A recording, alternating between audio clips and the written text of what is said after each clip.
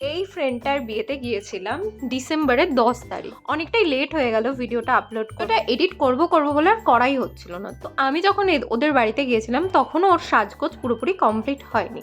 তো আমিও গিয়ে একটুখানি হেল্প করে দিচ্ছিলাম ওকে। আর এখানে দেখো আমি ওরই পাওয়া একটা রোজ দিয়ে ওকে আবার দিচ্ছি। হ্যাঁ, ফুলটা নিয়ে একটা তোল। তো অনেকক্ষণ ওদের বাড়িতে থাকার পর তারপর আমরা চলে গেলাম খাওয়ার জায়গায়।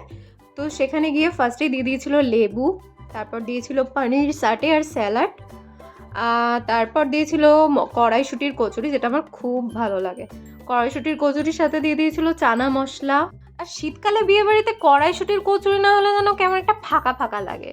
আর আমি বিয়েবাড়ি গেলেই না এই নান কচুরি এইসব টাইপের জিনিসের জন্য না খুব ওয়েট করে থাকি। তো এরপর ছিল হচ্ছে সাদা ভাত, ভাতের সঙ্গে দিয়েছিল মুগ ডাল, আর সঙ্গে ছিল আলুর চিপস। তারপর দিয়েছিল এঁচোড় চিংড়ি। তো এরপর ছিল ফ্রাইড রাইস, ফ্রাইড রাইসের সঙ্গে ছিল গরম গরম চিকেন কষা। চিকেনটা ভীষণ ভালো হয়েছিল খেতে, এত নরম ছিল। তারপর দিয়েছিল চাটনি আর পাঁপড়, আর বাকি মিষ্টি সন্দেশ এগুলো আমি নিইনি, তাই আমি ভিডিও করতে পারি। আর ছিল আইসক্রিম আর হজমোলা।